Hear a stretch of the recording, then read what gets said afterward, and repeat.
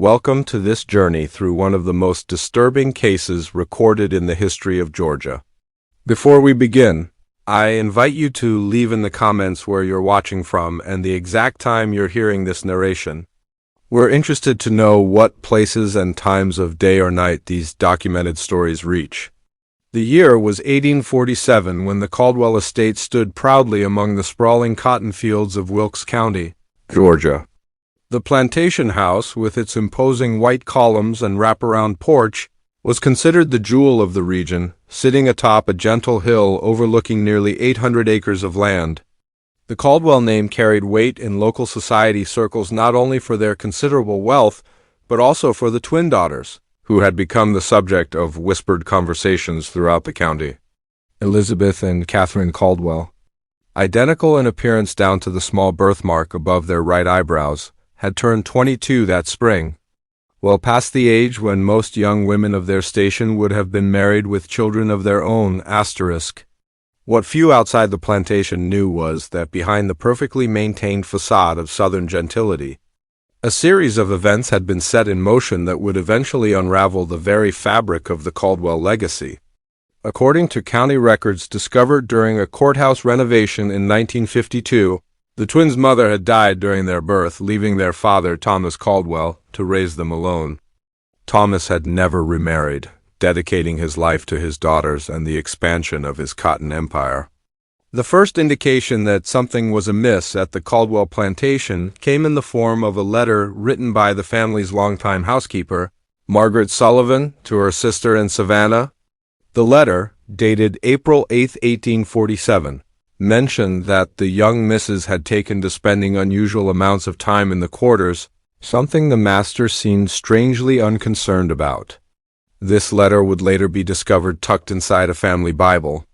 Preserved between its pages for over a century, the quarters Margaret referred to were the slave quarters, a collection of small wooden structures positioned approximately half a mile from the main house, just past a stand of oak trees that obscured them from view. The Caldwell plantation maintained approximately 70 enslaved individuals, a relatively modest number compared to some neighboring estates, but sufficient to work the land and maintain the household. Among these enslaved people were two men who would become central to the disturbing events that followed. According to plantation records preserved in the Georgia Historical Society archives, they were listed simply as Samuel and Elijah, both noted as having been purchased in 1842 from a plantation in South Carolina that had fallen into financial distress. What made Samuel and Elijah unusual, based on accounts compiled decades later by local historian William Hartwell, was their education. Both men had been taught to read and write by their previous owners' children, a dangerous skill that they had carefully concealed upon arrival at the Caldwell plantation.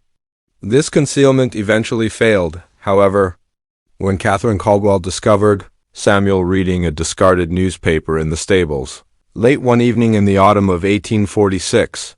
Instead of reporting this illegal activity, Catherine, according to her personal diary recovered in 1964 during the demolition of the old plantation house, began to meet Samuel in secret.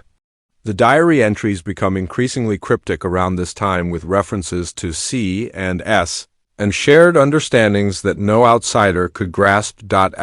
Simultaneously. Estate records show that Samuel was reassigned from fieldwork to the stables, a position that afforded him greater proximity to the main house. What historical records do not clarify, but what local oral tradition suggests, is that Elizabeth had similarly formed a connection with Elijah, who worked primarily in the maintenance of the plantation's extensive gardens. The symmetry of these relationships, sisters forming forbidden bonds with two enslaved men, creates an unsettling pattern that would later be described by one local newspaper as a peculiar mirroring of forbidden affections. The winter of 1846 to 1847 was unusually harsh in Georgia, with freezing temperatures that damaged cotton stores and created a sense of isolation as roads became difficult to traverse. It was during these cold, solitary months that the relationships between the Caldwell twins and the two enslaved men apparently deepened. Letters and estate records indicate that Catherine and Samuel spent long evenings in the stables, speaking quietly by lantern light. They discussed subjects far beyond what would have been considered appropriate for their stations: philosophy, religion, the concept of freedom, and the injustices of the world in which they were born. Samuel, careful yet impassioned, shared his knowledge of literature and current events, while Catherine revealed her growing discomfort with the rigid hierarchies surrounding her. In her diary, Catherine wrote, "I have been blind, not only to the suffering around me, but to the very nature of what it means to be human. S has opened my eyes, and now I cannot close them, though the light sometimes pains me." Elizabeth, meanwhile, nurtured a similar connection with Elijah, who tended the gardens near the main house. Observations noted in estate ledgers and recounted decades later in oral history suggest that the sisters' attachments were not isolated or secretive out of mere curiosity. There was intentionality, a deliberate recognition of the humanity and intelligence of the men they were forming bonds with. Elizabeth's diary entries, while less detailed than Catherine's, hint at a combination of fear, exhilaration, and deep longing. She wrote of walking through the garden at dusk, listening to Elijah speak of the lands he remembered in South Carolina, and of imagining a life far from the constraints of the plantation. A life built on choice rather than expectation, *. The duality of these secret relationships intensified as the sisters were confronted with their father's unwavering plans. Letters from Thomas Caldwell to relatives in Charleston reveal his increasing frustration over the twins' unmarried status.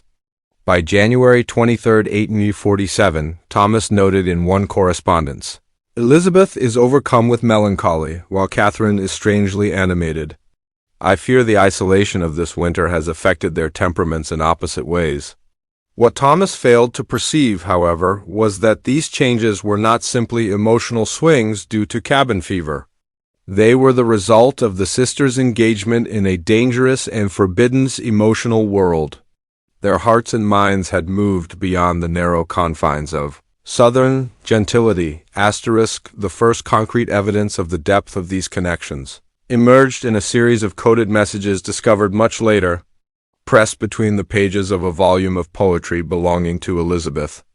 The notes, dated through February 1847, outlined secret meetings and exchanged promises of devotion. One particular note reads, "The usual place at midnight. The moon will be new, offering cover. He says CNS will join. 4 hearts beating as 2.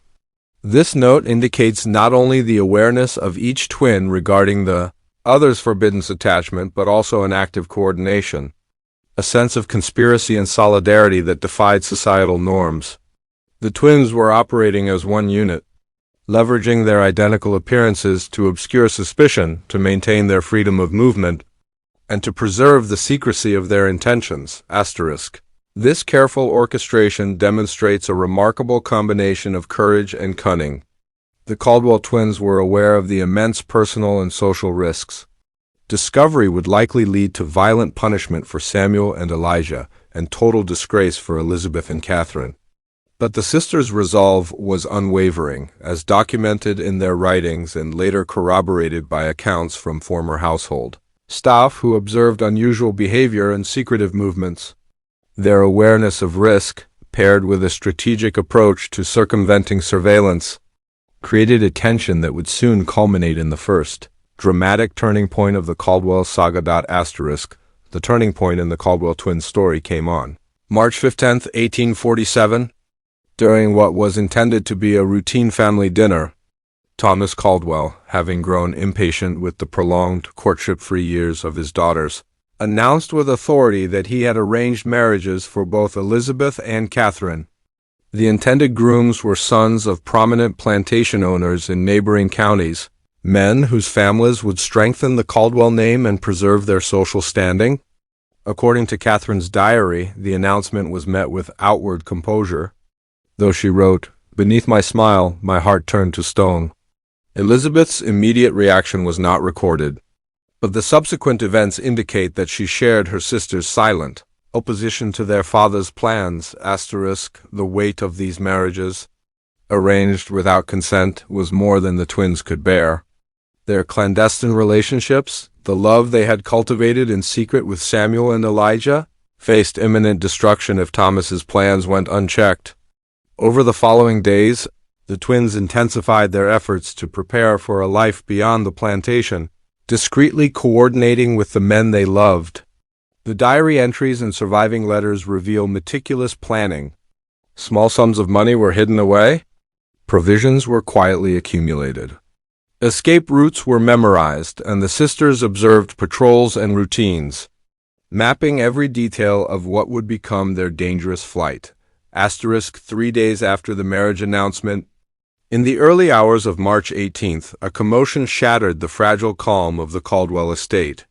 James Whitaker, the overseer, later described the scene in a deposition. A noise unlike any I had heard before awoke me. I rushed to investigate and discovered a small fire had been set in one of the storage buildings near the slave quarters. While the blaze itself was contained quickly, the immediate effect of the disturbance was catastrophic. Samuel, Elijah, and the Caldwell twins were nowhere to be found. Search parties, including neighbors and local law enforcement, were quickly dispatched, tracing every road and trail leading from the property. The initial assumption was that the enslaved men had escaped, and in an act of audacious boldness had abducted the Caldwell daughters. A substantial reward was offered for their capture, and the search escalated to one of the largest manhunts in the county's history. Thomas Caldwell, according to accounts of those present, became consumed with despair and fury. His health rapidly declined under the stress, leaving him bedridden by April, attended only by his longtime house servant and a physician from Augusta. What the search parties did not know, and what would only emerge years later, was that Elizabeth herself had set the fire as a distraction, buying time for their escape. This revelation came to light in 1868, when Ruth, a former house servant, provided testimony to a northern journalist documenting stories of the antebellum South. Ruth recounted that Elizabeth had confided in her just hours before the fire, instructing her to remain silent about the plans she had learned. The twins' disappearance, coupled with the presumed abduction by the men, plunged the Caldwell estate into chaos.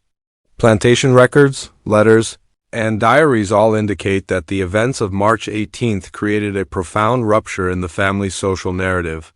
Thomas's brother, Edward Caldwell, would later discover evidence of the escape, but at the time the chaos enveloped the plantation, the surrounding county, and the local community in fear, speculation, and rumor.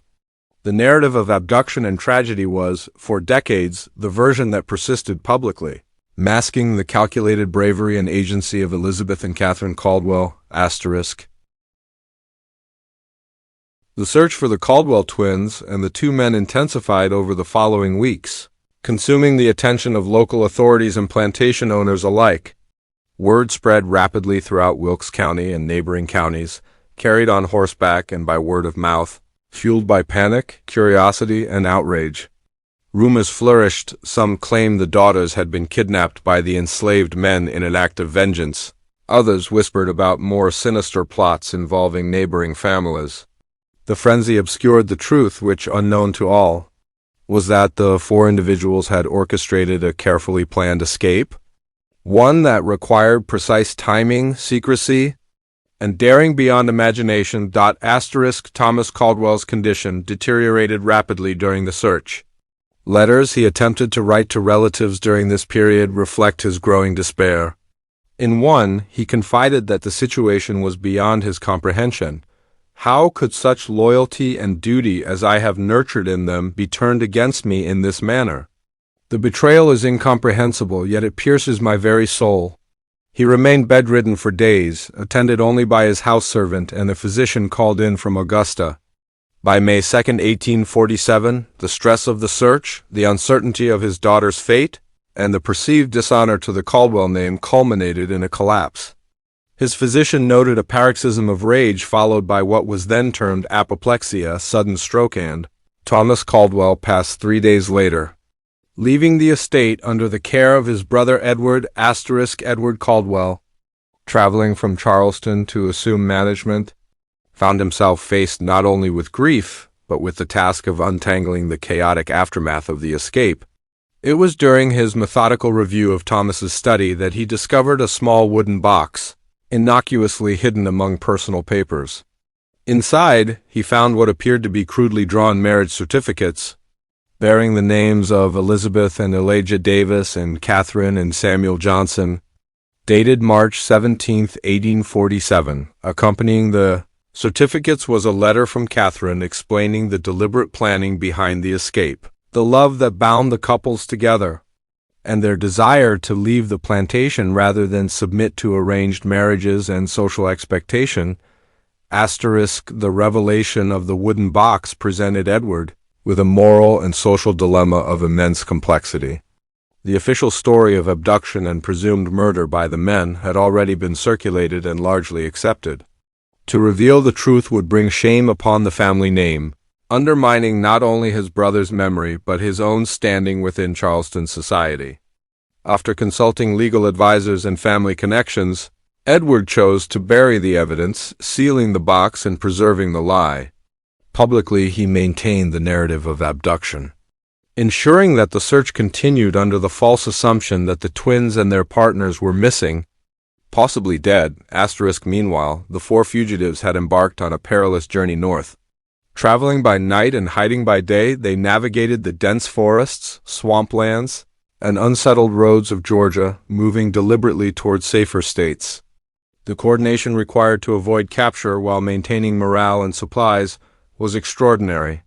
Samuel's knowledge of horses and carriages, Elijah's familiarity with the countryside, and the twins' cunning and resolve enabled the group to stay ahead of search parties.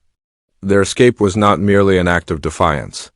It was a meticulously executed plan born of love, courage, and the urgent desire for freedom.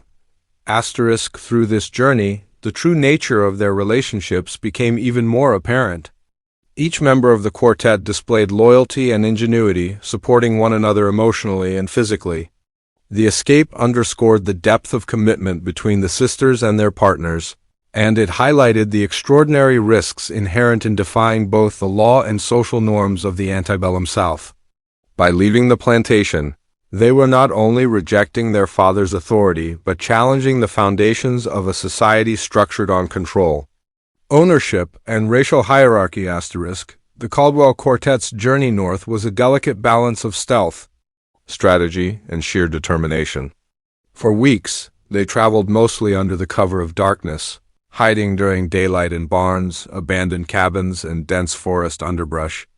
Samuel and Elijah used their knowledge of the terrain and prior experience to navigate the perilous landscape, while the twins maintained vigilance and coordination, ensuring that no trail was left for pursuers to follow.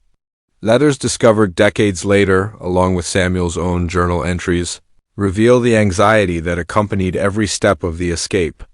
Each night presented the potential for discovery. Each day carried the constant risk of betrayal or capture. And yet their resolve never wavered. At times, the fugitives relied on the limited assistance of sympathetic individuals who opposed slavery. These were people who risked their own safety to provide food, directions, or shelter, people of quiet courage whose names are largely lost to history. Samuel noted in his journal on April 2, 1847, that a patrol had stopped the wagon transporting them, hidden beneath sacks of grain. Elizabeth, despite her terror, spoke with such composure and authority that the patrolman was convinced of their fabricated story. The diary recounts how, once the patrol moved on, the four held their breath for hours, listening to the retreating hooves, feeling the tension leave their bodies only gradually.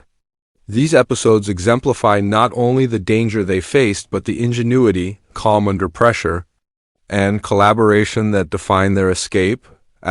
Their travels were punctuated by both moments of fear and tender intimacy. Catherine's diary and Samuel's later accounts describe shared confidences by firelight, conversations about the moral wrongs they had left behind, and discussions of the uncertain future ahead. Elizabeth and Elijah spoke of aspirations to live free, to establish livelihoods unbound by the constraints of their former social positions. Samuel and Catherine, similarly, expressed relief at leaving a world governed by ownership and hierarchy. Over time, their shared hardships forged an unbreakable bond, each step northward reinforcing their mutual trust and deepening the romantic and emotional attachments that had prompted the escape asterisk alongside. The constant fear of capture was the mental burden of leaving family and friends behind. The twins had been raised in a world of privilege, and their hearts were not untouched by the consequences of their actions. Letters exchanged later with Margaret Sullivan, the former housekeeper, indicate that the sisters struggled with guilt over abandoning those still enslaved on the Caldwell plantation. They recognized the stark reality that their flight did not liberate everyone. It merely created a new life for themselves and their chosen partners. This moral tension, however, only strengthened their commitment to freedom, as they resolved never to return to the plantation's oppressive control, asterisk by late March 1847. The fugitives reached the threshold of states where slavery was increasingly challenged, and abolitionist networks provided guidance and protection. Philadelphia became a central destination for Samuel and Catherine, while Elizabeth and Elijah ultimately settled in Boston. There, they assumed new identities: Samuel and Catherine Johnson, Elizabeth and Elijah Davis, carefully constructing lives that would shield them from discovery. Census records and city directories later confirmed their presence, though only under these assumed names. The relocation marked not just a physical escape, but a profound transformation of identity and purpose, a deliberate creation of freedom in both personal and legal terms, asterisk even after reaching safety, their vigilance continued. The Fugitive Slave Act of 1850 reinforced the potential for recapture, prompting frequent relocations and continued secrecy. Samuel's journals from the early 1850s reflect ongoing anxiety, but also the satisfaction of independence and the stability they gradually achieved. The escape, initially fraught with danger and uncertainty, had evolved into the foundation of lives built on choice, love, and the radical assertion of human dignity. Once settled in Philadelphia and Boston, the Caldwell twins and their partners began the painstaking process of building lives from scratch. Every aspect of their existence had to be carefully constructed to maintain the secrecy required by their circumstances. Samuel Johnson, formerly an enslaved man of notable literacy, leveraged his skills to establish a modest livery business in a predominantly immigrant neighborhood of Philadelphia.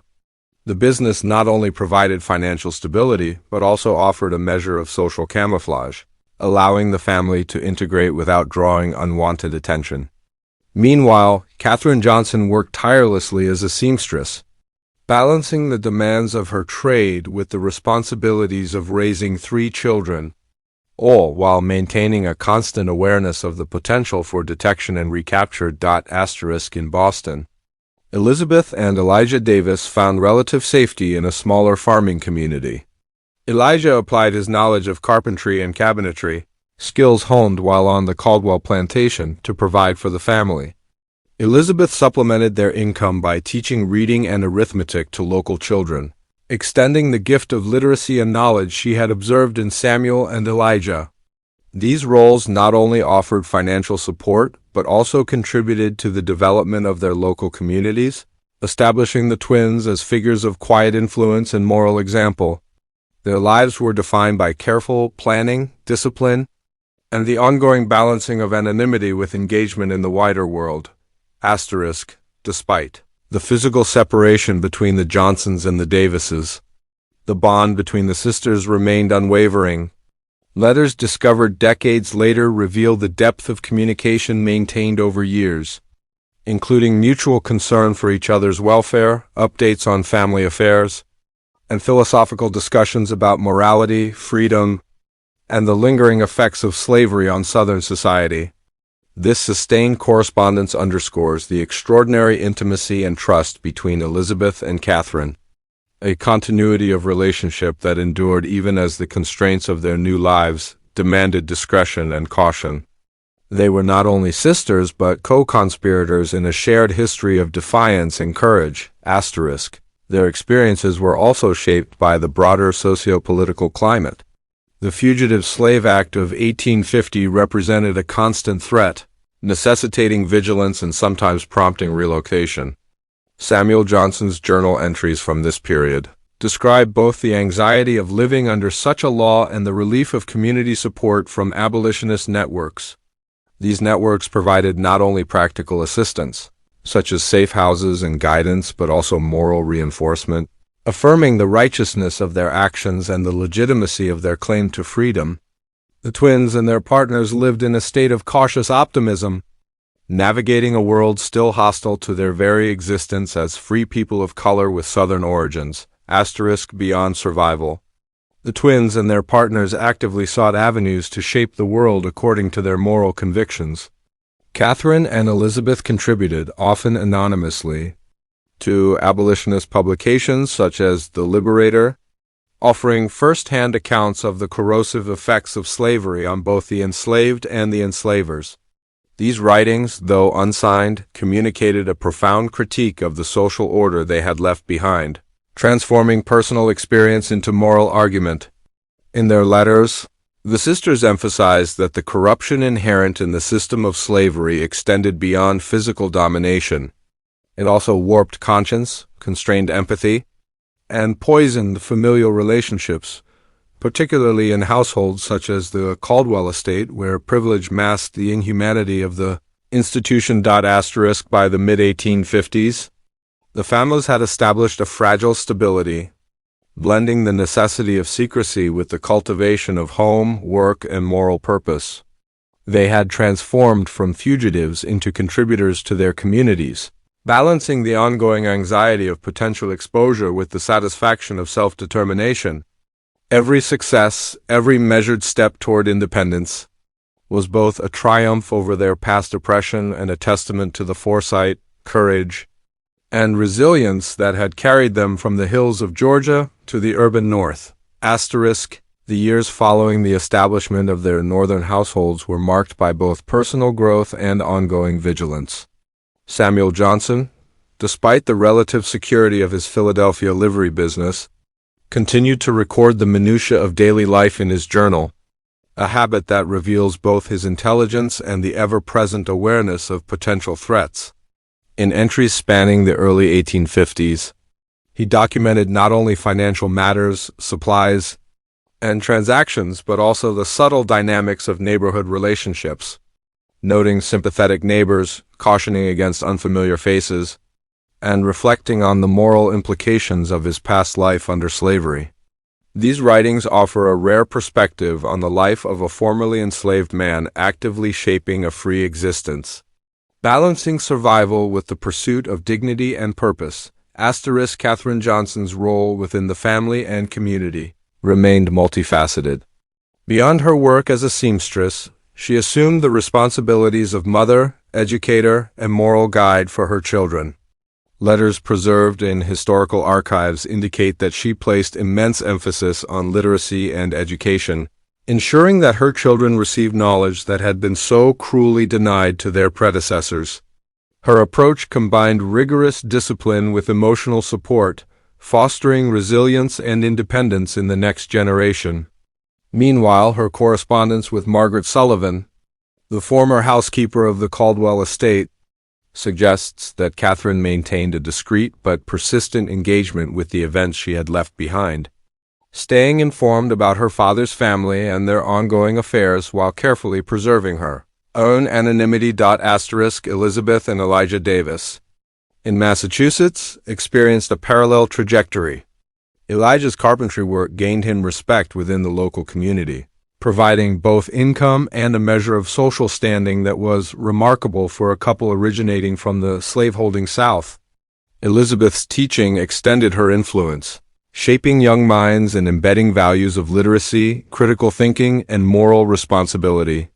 Their correspondence with Catherine and Samuel, though less frequent than weekly letters might allow today, was detailed and sustained, ensuring that the familial bond between the sisters remained unbroken despite geographic distance. Both families cultivated an understanding of their shared past while forging distinct futures, illustrating the profound adaptability required to navigate life as fugitives turned free citizens. A particularly significant aspect of this period was the twins' engagement with abolitionist causes. Catherine and Elizabeth, often writing under pseudonyms to protect their identities, contributed essays and letters to anti-slavery publications. Their writings described the dehumanizing effects of slavery from the perspective of insiders, white Southern women who had lived with the power to enforce subjugation yet had rejected it. These works emphasized not only the physical oppression of enslaved people but also the corrosive moral consequences for slaveholders, detailing the emotional and ethical distortions wrought by a system based on ownership and control.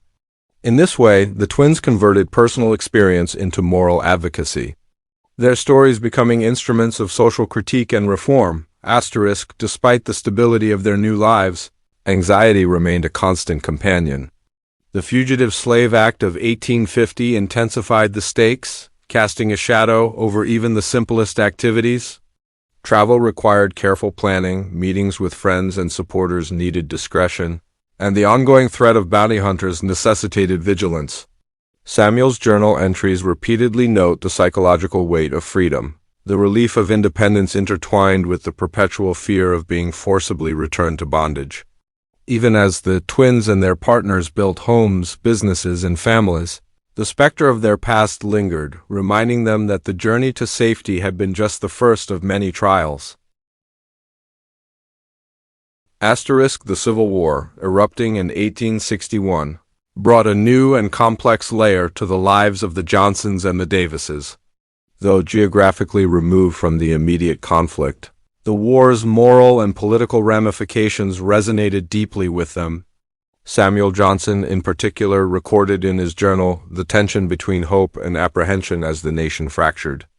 Letters describe the family's emotional investment in Union victories, the anxious anticipation of reports from battlefronts, and the moral exhilaration following the Emancipation Proclamation in January 1863. The proclamation represented a milestone not only in the national struggle against slavery but in the personal lives of those who had risked everything to achieve freedom.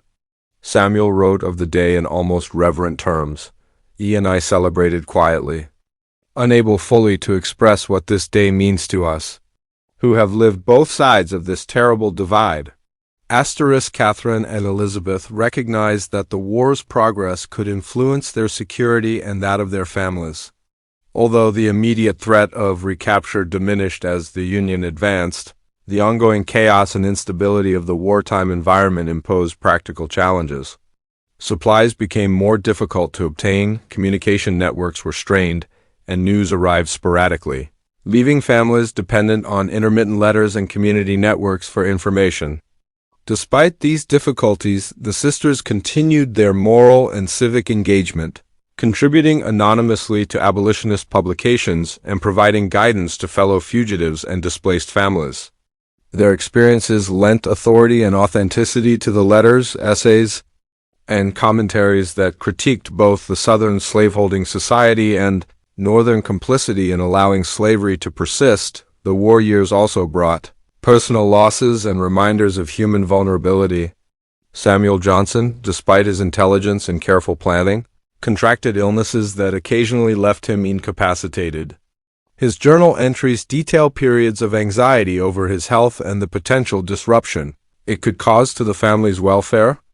Catherine assumed responsibility during these times with resilience and composure, ensuring continuity in both business operations and domestic management. Similarly, in Massachusetts, Elijah and Elizabeth confronted hardships in securing steady work, coping with wartime scarcity, and protecting their growing family from economic and social instability. The dual pressures of survival and moral purpose defined this period, shaping their identities as individuals and as a family unit, committed to both independence and ethical responsibility.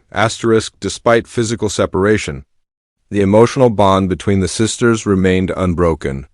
Letters exchanged during these years revealed deep concern for each other's safety, reflections on the broader struggle for freedom, and encouragement to maintain courage in the face of uncertainty. They were not merely familial ties but a partnership of shared values, forged in the crucible of adversity and rebellion against a social system that had once defined their lives.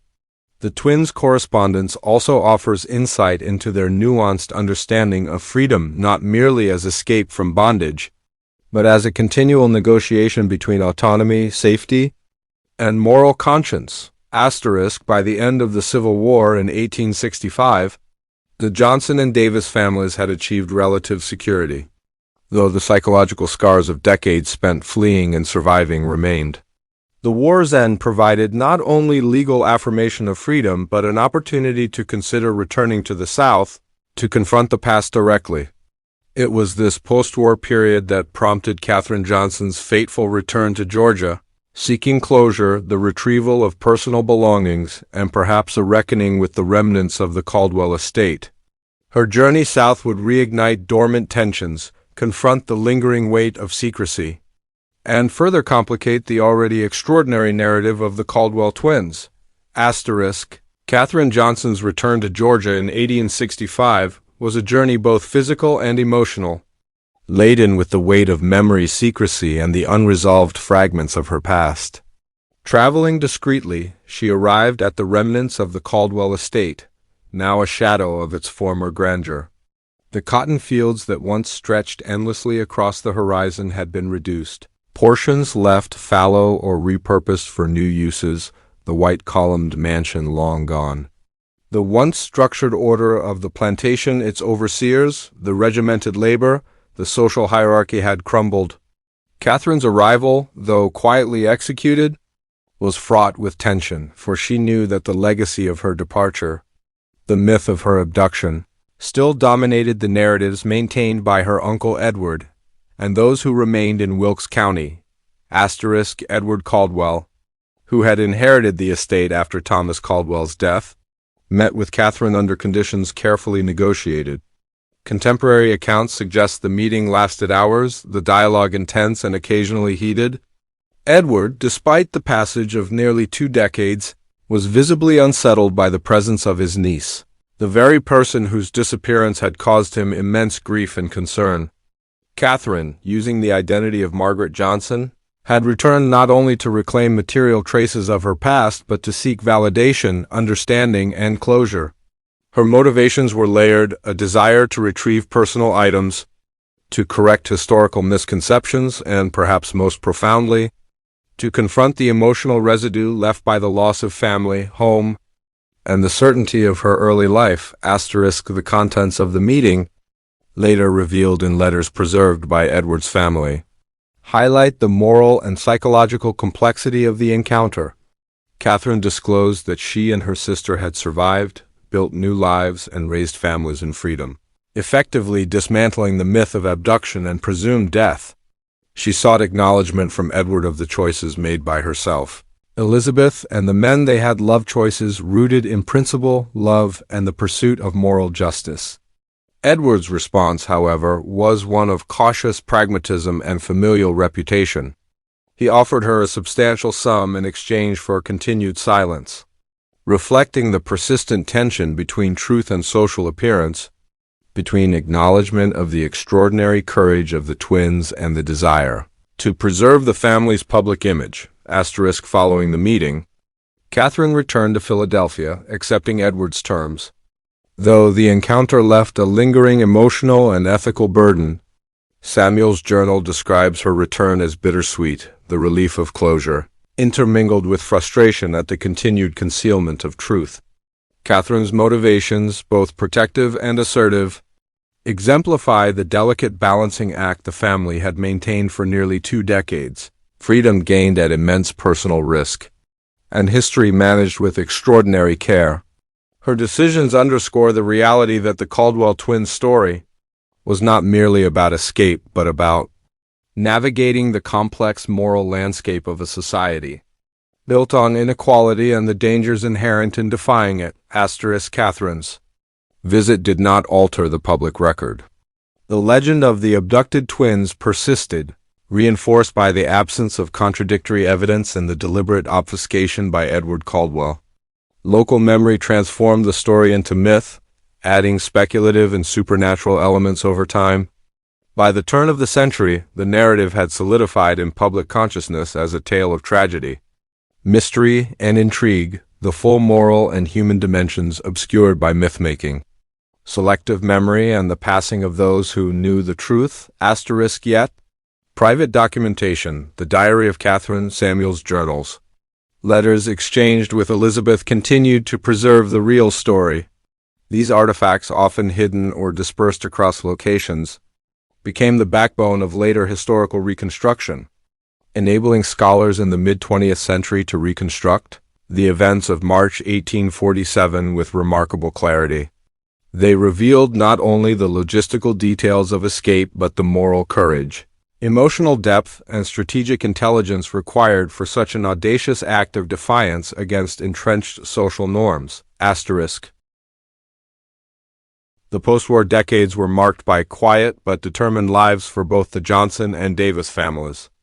Samuel Johnson's livery business in Philadelphia had become a modest but stable source of income, allowing the family to establish a home, acquire property, and provide educational opportunities for their children. The daily routines of business, family, and community engagement created a rhythm of security, though the shadows of their past remained ever present. Samuel's journal entries from the late 1860s convey a mix of pride, vigilance, and anxiety, the pride of having built a life from scratch, the vigilance necessary to navigate lingering threats of prejudice and legal ambiguity, and the anxiety of knowing that the past could, at any moment, disrupt the hard-won stability they had created. Asterisk. Catherine Johnson, while maintaining her role as wife and mother, also preserved her intellectual and moral engagement with the world. She continued writing, sewing, and educating her children, instilling in them the values that had guided her own choices: independence, moral clarity, and empathy. Letters indicate her continued correspondence with Elizabeth, emphasizing the ongoing bond between the sisters. They shared advice on child-rearing, reflections on current events, and strategies to navigate a society still marked by racial tension and social stratification.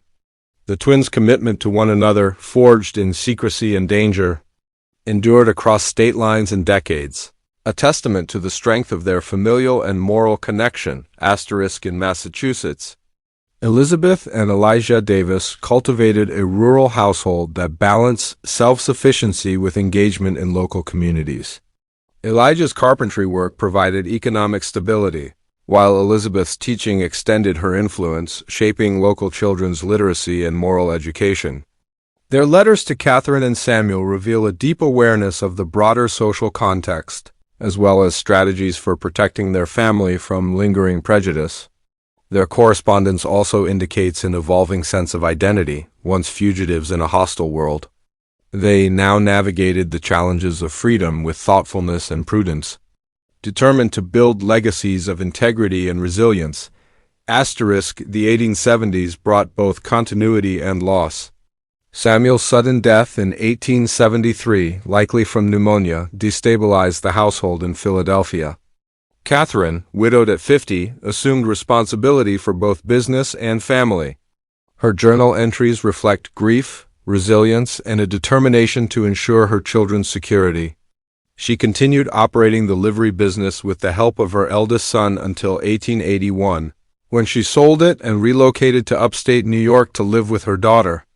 Elizabeth, meanwhile, continued her rural life in Massachusetts, outliving Catherine by a decade. Letters from this period suggest ongoing reflection on their past choices, the impact of the Civil War, and the moral obligations inherited from a life lived in defiance of social expectation. Asterisk. Remarkably, both families maintained a degree of secrecy regarding their origins. While neighbors and acquaintances knew them as industrious, intelligent, and moral citizens, few were aware of their origins in a southern plantation and their extraordinary escape. This discretion was not only pragmatic but ethical: the legacy of slavery, the dangers posed by lingering racial prejudice, and the delicate nature of their interracial unions necessitated careful management of personal information. Despite this, the twins' contributions to abolitionist thought, their education of children, and their moral example resonate subtly throughout their communities, evidence of the enduring influence of courage, intellect, and integrity. Asterisk. The preservation of record Samuel's journals, Catherine's diary, correspondence, and later archival discoveries ensured that their story would survive beyond personal memory.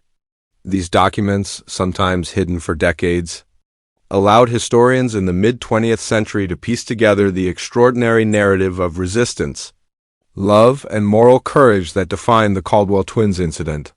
In the fragmented record, the lives of Samuel, Elijah, Catherine, and Elizabeth emerge not as myth, but as complex, human, and profoundly inspiring. The latter decades of the 19th century provided a quieter, reflective chapter in the lives of the Caldwell twins and their families.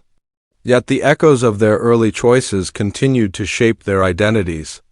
Elizabeth Davis, living in Massachusetts, embraced her rural existence with quiet dignity.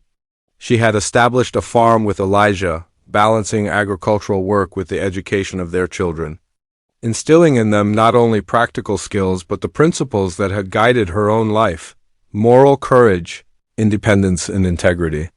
Her letters from this period reflect a woman at peace with her choices, though never forgetting the perilous journey that had brought her freedom.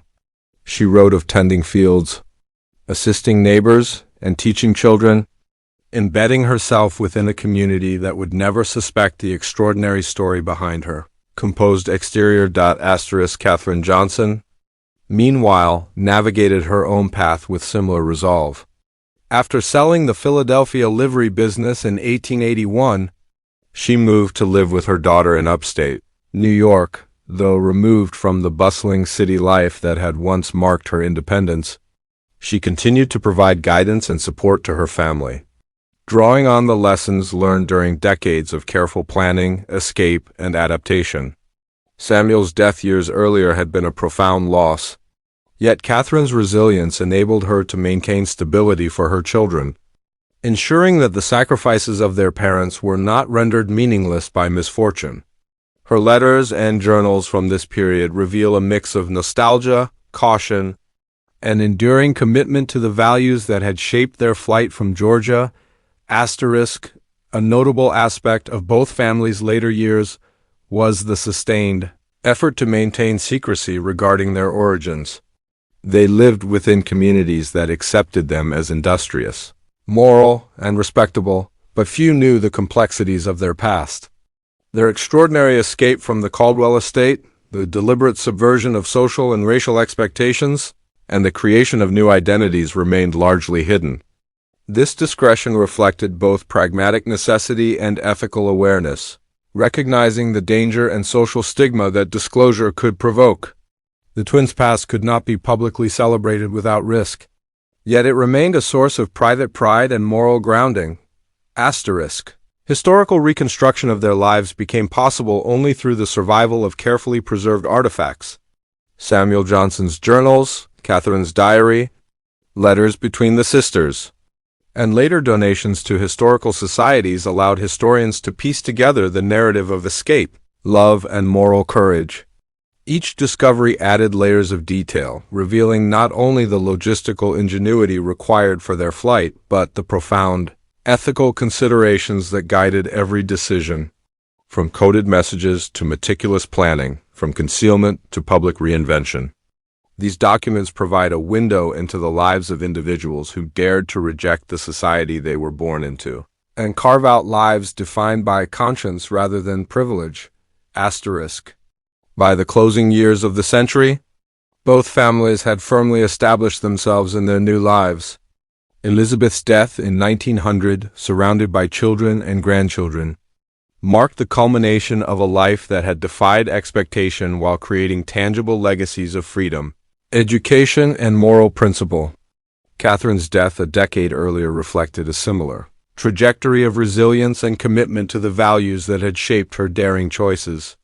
Though the external world often remained unaware of their extraordinary past, the lives they built and the principles they instilled continued to ripple across generations, even as their personal stories became more private.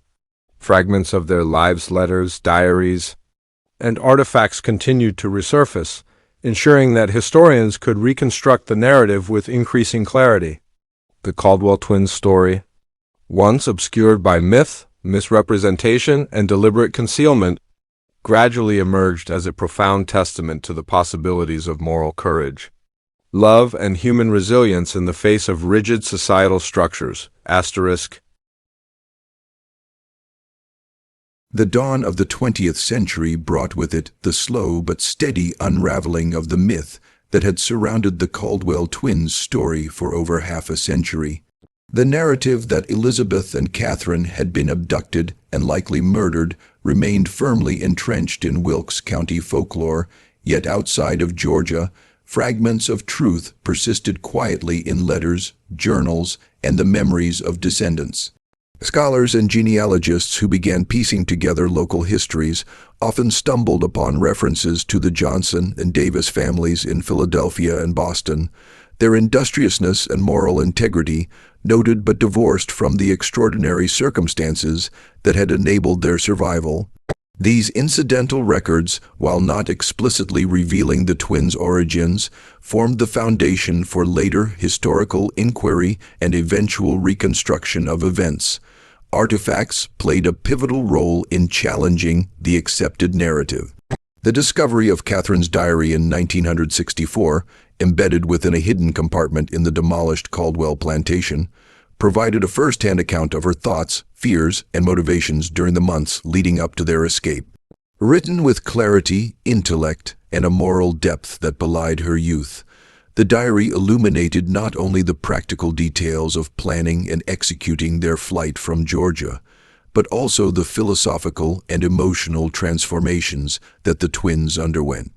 Catherine reflected on the nature of slavery, the human cost of social hierarchy, and her evolving understanding of freedom and justice, offering a deeply personal perspective that challenged the simplistic accounts of abduction perpetuated by their family and local society.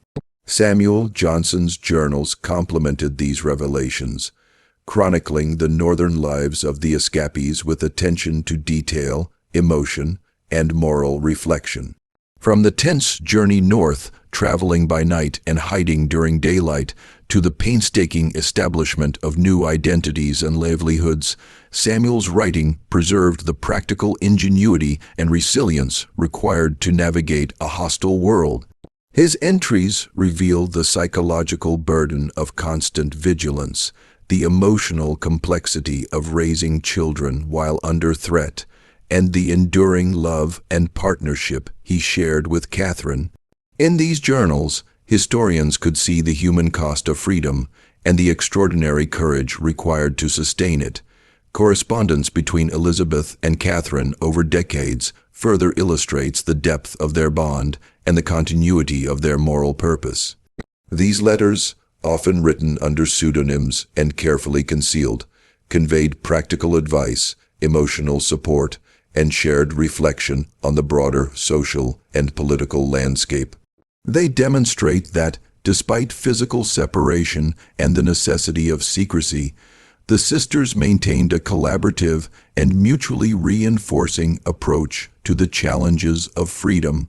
Their writings also hint at subtle contributions to abolitionist thought, revealing that their personal experiences informed a broader ethical engagement with the fight against slavery and social injustice. By the mid-20th century, enough evidence had accumulated to challenge the established narrative fully. Archival discoveries, corroborated by genealogical research and cross-referencing with census data, city directories, and shipping records, revealed the paths taken by the Johnson and Davis families, their resettlement in Philadelphia and Boston, and their continued moral and intellectual contributions to their communities. These findings fundamentally reframed the story. What had been considered a tale of abduction and victimhood was instead a narrative of deliberate moral courage, strategic ingenuity, and the pursuit of justice in the most dangerous of circumstances. The Caldwell twins' story, therefore, illustrates not only the potential for individual agency in the face of oppressive social structures, but also the ways in which history can be manipulated, obscured, and later reclaimed. Their lives offer a complex portrait of resistance, love, and ethical resolve, reminding us that acts of courage may leave no immediate trace in public memory, but can resonate across generations through the careful preservation of personal testimony and documentary evidence. The broader historical context surrounding the Caldwell twins' story underscores the extraordinary nature of their actions. Interracial relationships in the antebellum South were often characterized by coercion, exploitation, and the abuse of enslaved women by white men. Yet, Elizabeth and Catherine Caldwell inverted these dynamics, exercising agency and moral judgment to pursue genuine relationships with Samuel and Elijah. This reversal of expected social norms, particularly for young white women of their wealth and station, was unprecedented in documented accounts, making their story both exceptional and instructive. Scholars of the mid-20th century began to recognize the twins' actions as a rare and early form of deliberate resistance to the institution of slavery, highlighting the intersections of gender, race, and social privilege. The twins' post-escape leaves further illuminate the challenges faced by formerly enslaved people and their allies in the North. Philadelphia and Boston were hubs of abolitionist activity, yet even these communities were not free from racial prejudice, economic instability, or the lingering threat of kidnapping under the Fugitive Slave Act of 1850. Samuel and Elijah, having assumed new identities as business owners, navigated this complex social terrain with careful attention to security, reputation, and opportunity. Catherine and Elizabeth, meanwhile, balanced family responsibilities with ongoing moral reflection, maintaining a vigilance born of experience while cultivating networks of trust and support. Their lives offer a rare insight into the practical and emotional realities of freedom for formerly enslaved individuals and those who had rejected the Southern social hierarchy. Archival records from this period, including church baptismal logs, city directories, and census data, confirm that both families successfully integrated into northern communities. Elizabeth Davis and Katherine Johnson ensured that their children were educated, morally grounded, and aware of the responsibilities their unique history imposed, even as details of their origin remained undisclosed to neighbors. The twins' insistence on secrecy demonstrates the continued risks associated with their past, as well as the strategic wisdom that had enabled their initial escape. It also highlights the careful management of personal narratives required to maintain safety and social stability, while retaining a sense of identity and moral integrity. Cultural and historical analyses conducted in the 1960s and 1970s revealed the broader significance of the Caldwell twins' story. Historians noted that it challenged prevailing narratives of Southern history, which often emphasized benevolent paternalism among white planters or simplified notions of victimhood and heroism. The twins' deliberate, calculated decisions to reject their privileged circumstances and prioritize ethical and personal commitments to Samuel and Elijah disrupted these conventional frameworks, offering a more nuanced understanding of the moral complexity of the antebellum South.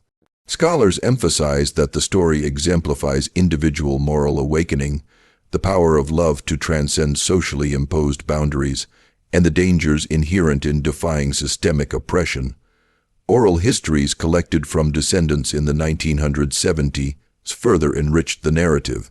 Family members recounted stories, traditions, and moral lessons passed down, often edited to protect younger generations from the full implications of the twins' past.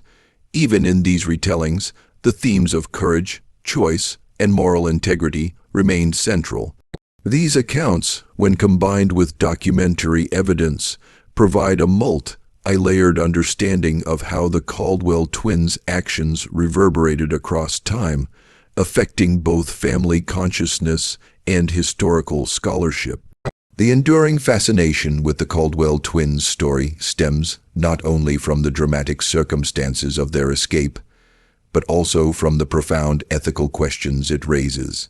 Their lives demonstrate that freedom is not simply the absence of legal constraint, but requires moral courage, strategic planning, and a willingness to confront societal expectations. They remind us that the most significant acts of defiance are often personal, quietly transformative, and morally complex, leaving a legacy that resonates long after the events themselves have passed into history. By the latter half of the 20th century, the Caldwell twins' story had begun to attract scholarly attention as a case study in resistance, moral courage, and the complexities of race, gender, and class in the antebellum South.